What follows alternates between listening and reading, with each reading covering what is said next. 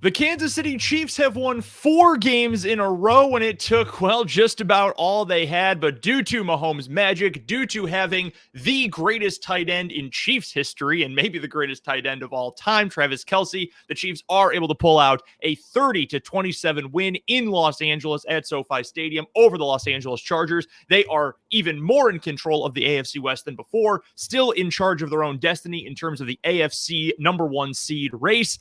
And man, that game took a whole lot out of us. Welcome to our Chiefs Instant Reaction post-game show, everybody. Brendan Dzwierzynski here, Fulton Caster here as well from the Sports on 580 crew, recapping what was a wild win for the Chiefs on Sunday night. And Fulton, before we get to any of the actual reaction to this game, any of the analysis, we've got an all-time #1 Exhibit A example of athletes, millionaires. They're just like us. So McCole Hardman tweets late in the game, because he's not playing, he's on IR, he's not there. He tweets late in the game that he just threw his remote at his TV, and he broke his TV. And then he says, just in case you thought I was kidding, and we've got the actual tweet here. Just in case you thought I was lying, I really did break my TV. And you can see it on the screen right now, the shattered, broken TV. So yeah, it's not just us, those of us who are watching at home or watching in the stands, who get worked up about this. It's the players themselves as well.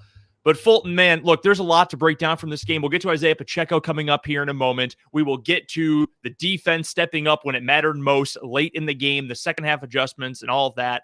But just like I talked about with Dan on last week's reaction to the win over Jacksonville, just like we have talked about so much over the last couple of weeks when we've talked about how well Patrick Mahomes is playing, this team has Patrick Mahomes and the other teams don't. And tonight as well, this Kansas City Chiefs team has Patrick Mahomes, and he can throw the ball to Travis Kelce, and no other team in the league can. I know Mike Williams had a big day. Keenan Allen came up with a big catch late in the game as well. Shout out to those guys for playing well in their first games back from injury. But Travis Kelce was the best player on the field tonight. Or maybe it was a tie. Maybe it was 1A, 1B, Travis Kelce and Patrick Mahomes. But the Chiefs have those guys. Nobody else does. And that has been the #1 key catalyst for why the Chiefs have now won 4 games in a row and came away with a hard-fought, emotional win on Sunday Night Football this week.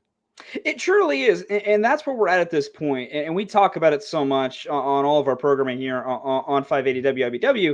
And it's a simple fact of just, it feels different when you have the best player in football. And I know we can have these debates constantly. And that was even the debate coming into last year, because Aaron Rodgers won his second straight MVP was, well, is Mahomes really the best player in football? Watch what he did tonight with a hodgepodge island of misfit toys of receivers and one Hall of Famer. Now, that one Hall of Famer made his life incredibly easy. The fact that he was able to score 3 touchdowns, make some tremendous catches, work through a lot of coverage, which helps so much. But the fact of the matter is, with how well Patrick Mahomes can play at certain points, how much he can just feel inevitable and feel like he can make some plays.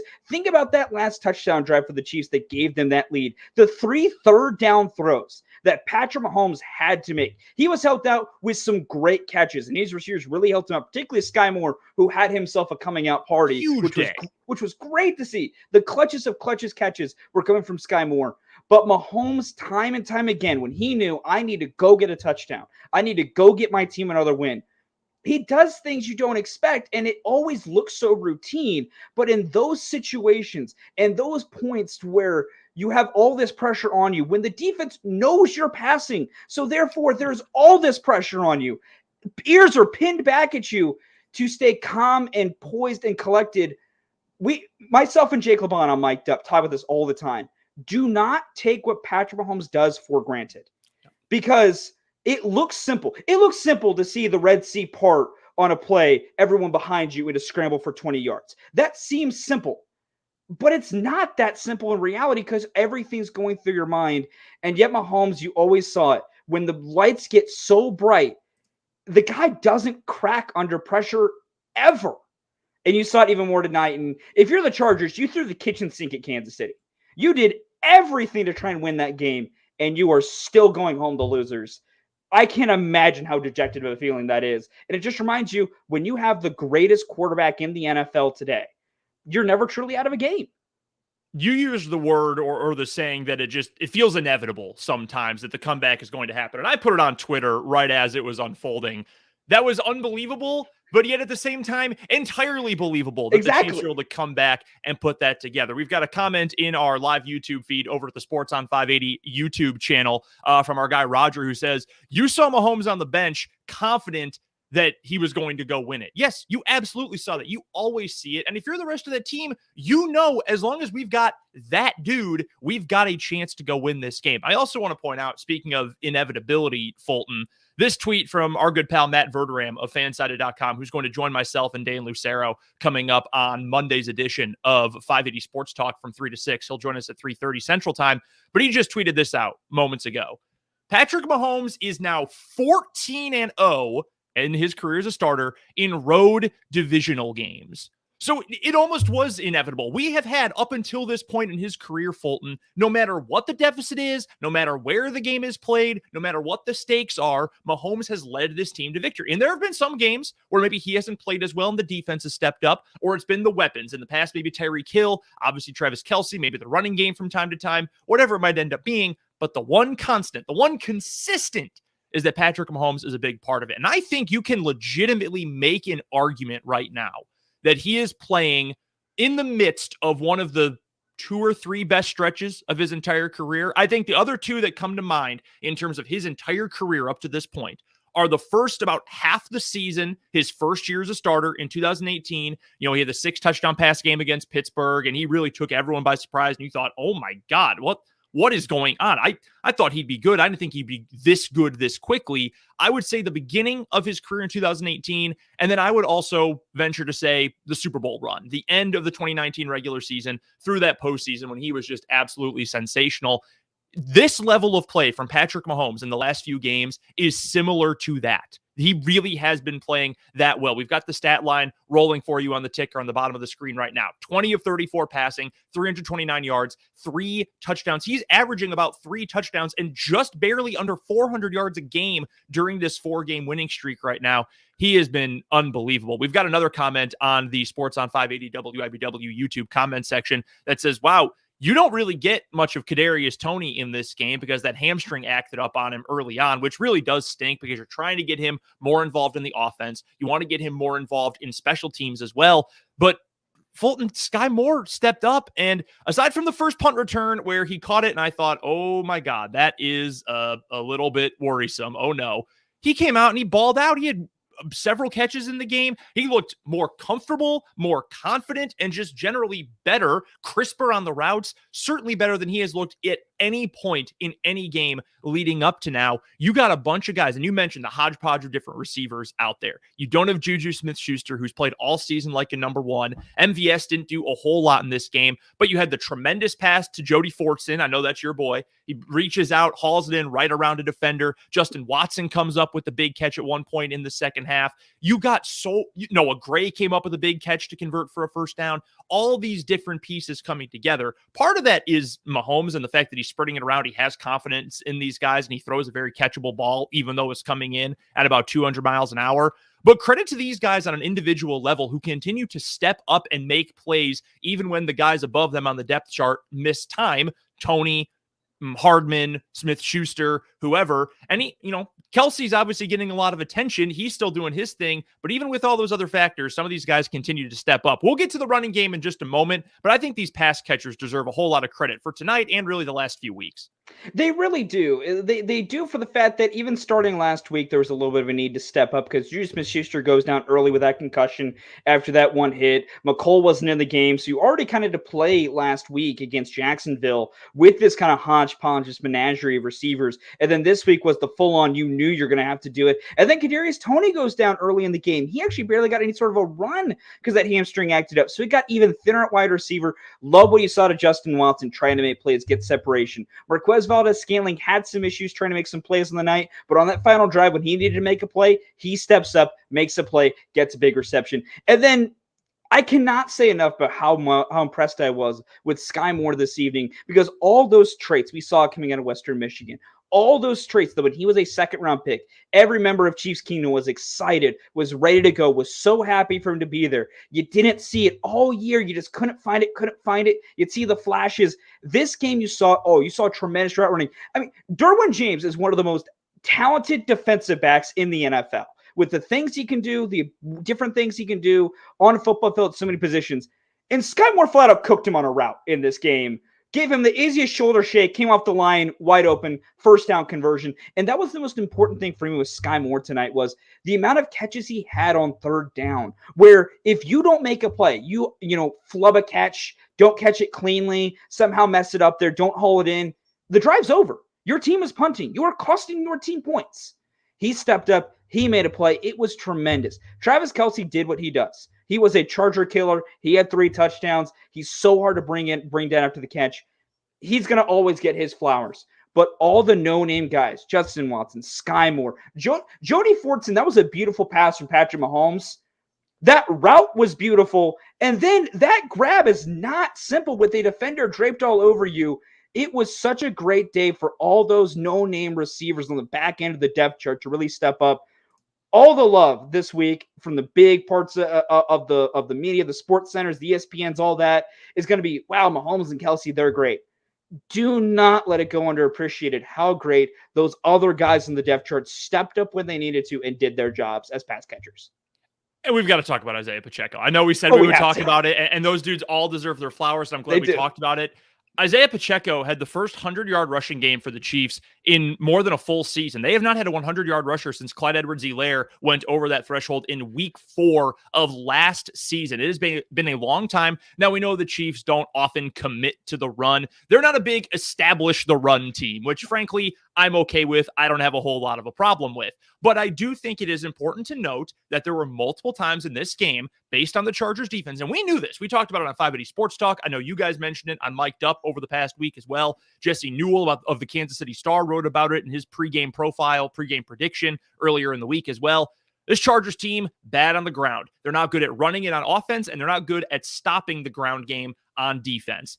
Isaiah Pacheco ends up with a tremendous game. That is, generally speaking, more than you need out of the ground game if you're the Chiefs. You need to be able to hold on to the ball, which unfortunately, as good as Jet McKinnon has been this year, he did not do late in the game, which was a big concern. But you need to hold on to the ball. You need to be able to salt a game away, occasionally break off a big play, keep the defense honest, so to speak.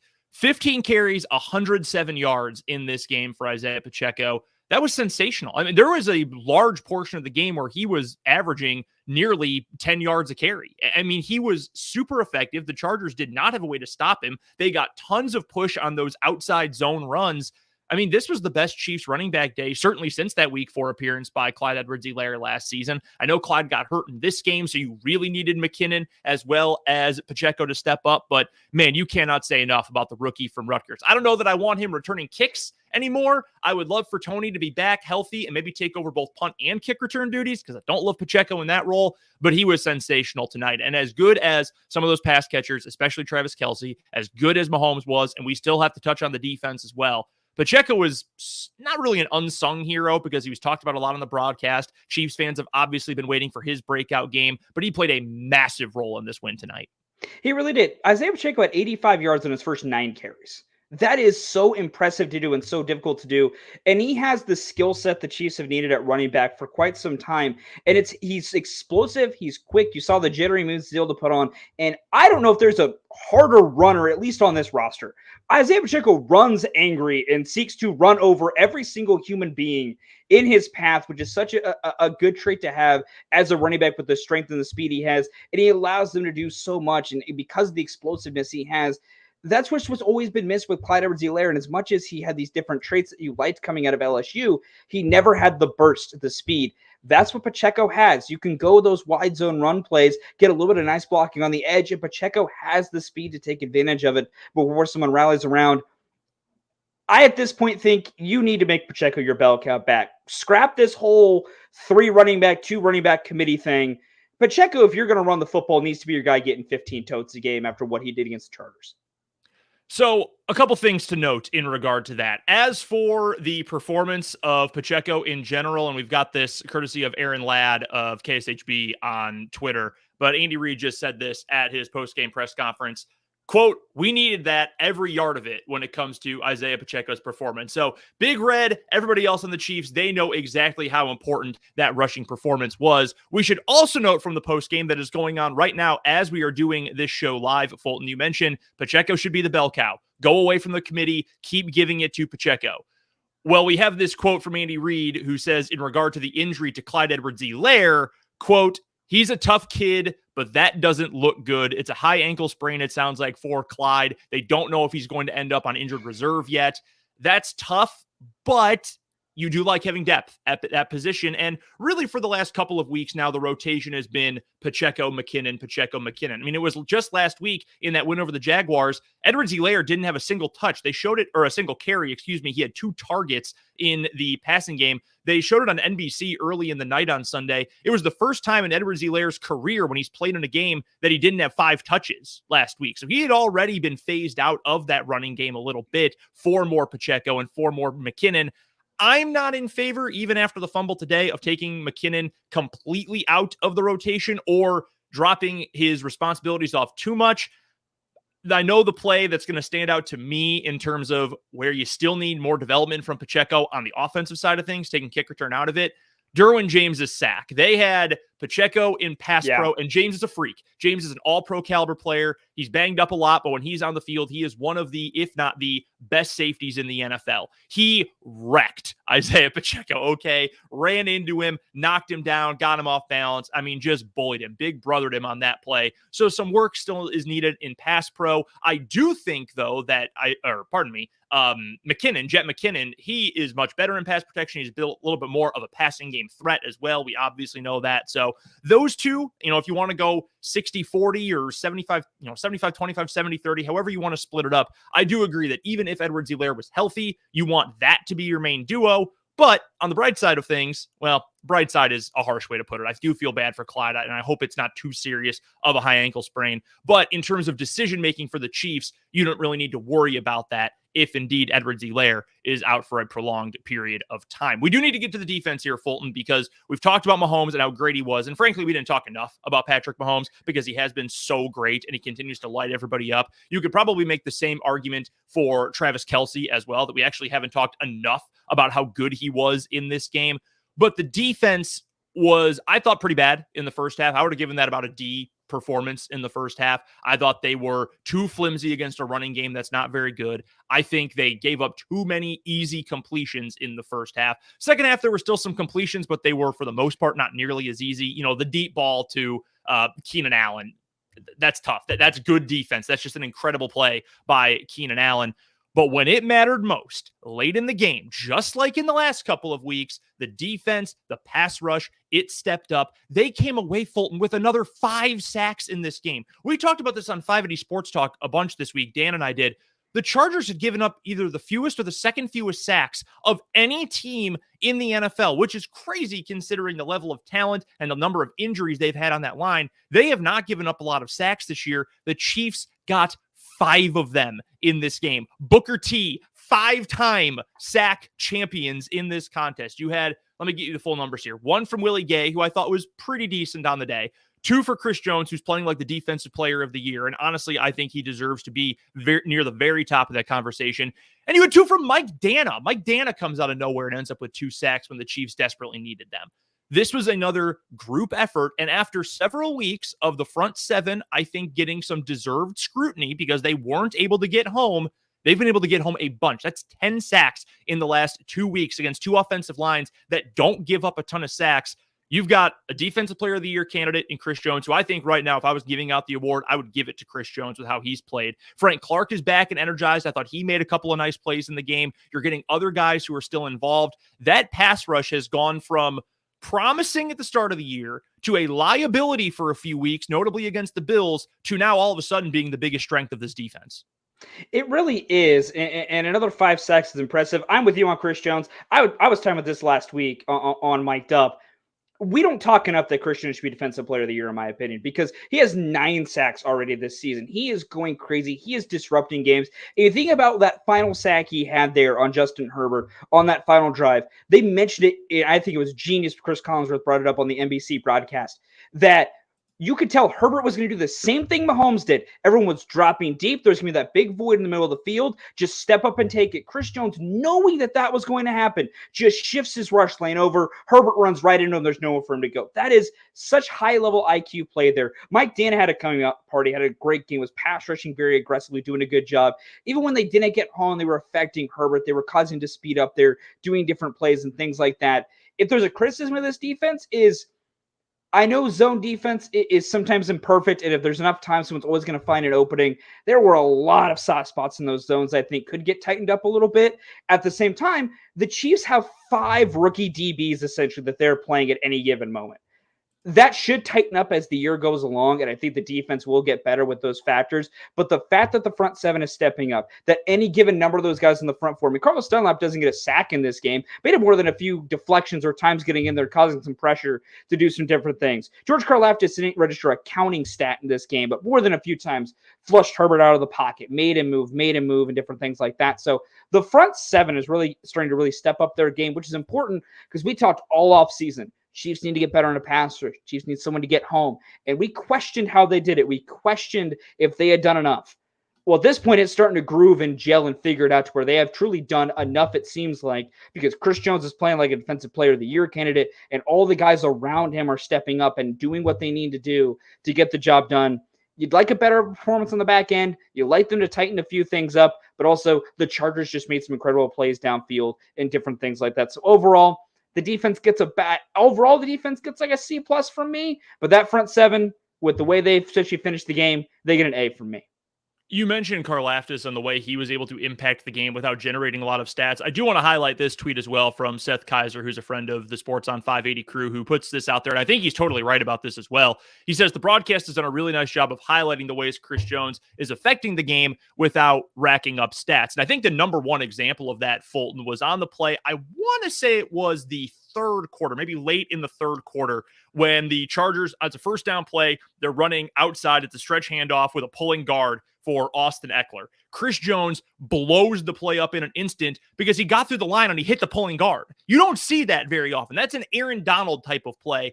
And I think this year has really kind of cemented the fact that we already knew, but maybe on a grander scale, people didn't really realize.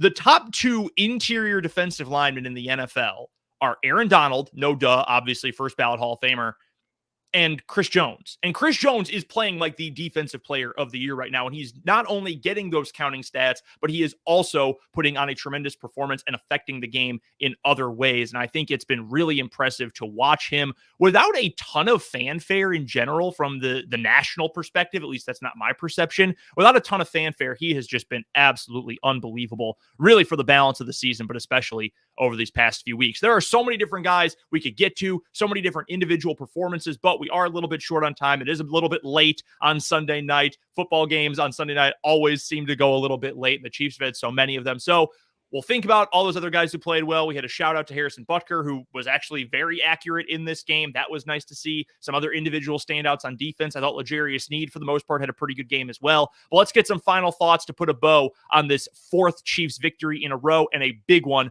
over the Chargers on Sunday night. This was an opportunity for the Chiefs to really set themselves up great for how this season should end. The Chiefs have almost locked up the AFC West, and it's just now Thanksgiving.